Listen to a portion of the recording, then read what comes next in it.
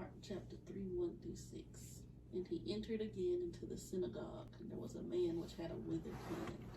There's a man in church, and he calls the man to stand up. The other pastors, ministers, evangelists, bishops, church people are looking at him. He says to them, which one would you rather I do? Do good or evil, right or wrong? Speak good over this man or bad to him? You want me to put him out or allow him to stay in?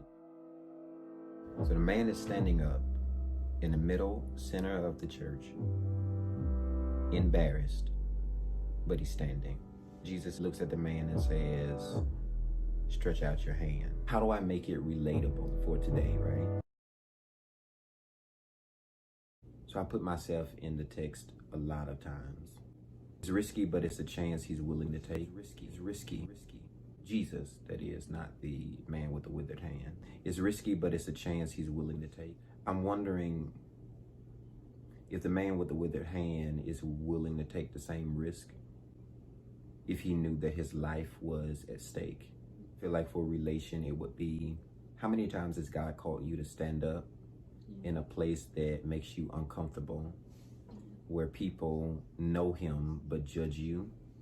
How many places do God require you to be a light for him, and instead of you standing out in a crowd that's comfortable blending in, you become silent to your testimony of how he brought you out, how he saved your life, how he spared your child, how he changed your whole life because of fear, too much of a risk to even see the reward at the end. To show up on this day, be it Sunday or Friday or Thursday or Wednesday, Saturday or Tuesday, Jesus showed up in church that day. Know that you're never too messed up or crippled or in a dead place that you can't come and he won't meet you there. It speaks to the hurt.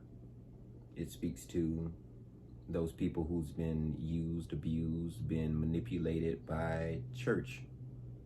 Is that, yeah, they owe you an apology for how they treated you, wouldn't let you sing, wouldn't let you preach, wouldn't let you pray. They will put your mom out or shun her, or your daddy didn't come. And it becomes like a silent place of people's in church faith. It's risky. And then there is the uncomfortable side of being there, watching somebody else get healed, get set free, get delivered, and you come week after week after week and nobody calls you to the front. It's like the only time they need you is when the auxiliary is lacking one person, or choir really don't need you to sing. They know that you do good on this one particular song. Everybody is distant because it's like we lose the church and the relationship, where you may have stopped going, but you knew him but left him there. Now, I don't know what this man's story is, but I know that he has a crippled hand. I know that he would be trying to do right but can't reach it. He would be right on the verge of a breakthrough but couldn't touch it. He would be in a place of getting to God, but somebody stands in his way to point out what his handicap is. The man is at the back of the church, as the front was where they set the appropriate people. You've been called non-essential, not important, office position. You don't feel talented enough. You don't blend in with them because you stand out amongst them, because what you're dealing with is something that cripples you. But I need you to know on today, you're not compelled to how people would look at you and try and cripple you. Jesus showed up in church on this day and calls him out, and that becomes the whole purpose of him showing up anyway.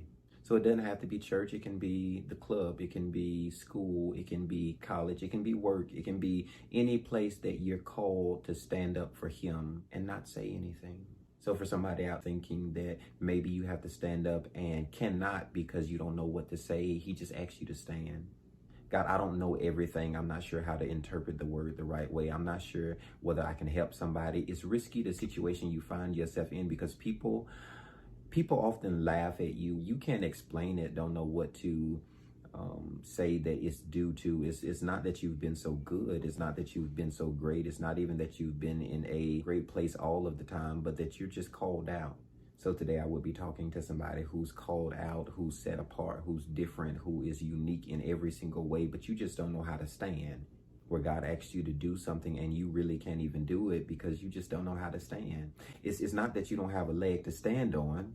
It's your hand that cripples you.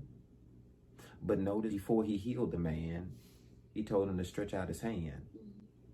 The problem is that so many people look at you and doubt you, and you don't even realize that the stuff they're doubting you for is something you don't even struggle with. Is what hinders them. He says, stretch out your hand, and he does. Then it says, in his hand was healed and restored. There was nothing wrong with his hand. There was something wrong with the